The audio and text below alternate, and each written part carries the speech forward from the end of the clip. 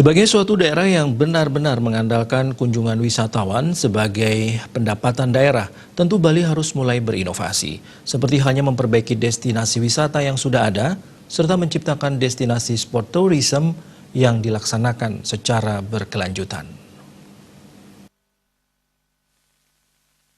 Larangan wisatawan Tiongkok untuk datang ke Bali berdampak signifikan terhadap kunjungan wisatawan saat ini.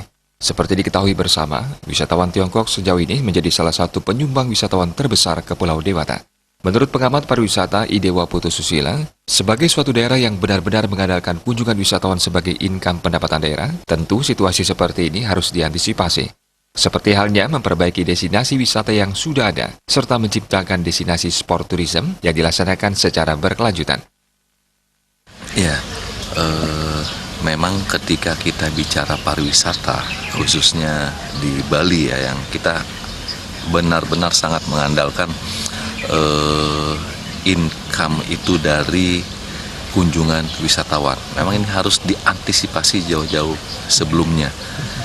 Seperti misalkan dengan memperbaiki atau menambah destinasi wisata yang sudah ada, kita harus berinovasi, kemudian menciptakan destinasi-destinasi wisata yang sifatnya bukan hanya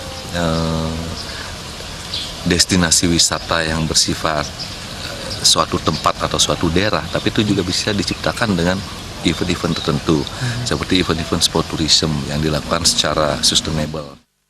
Pihaknya menambahkan, stakeholder terkait juga harus mampu berinovasi dalam hal pemasaran dengan tidak hanya mengandalkan kunjungan wisatawan dari satu daerah. Andika dan Adi Setiawan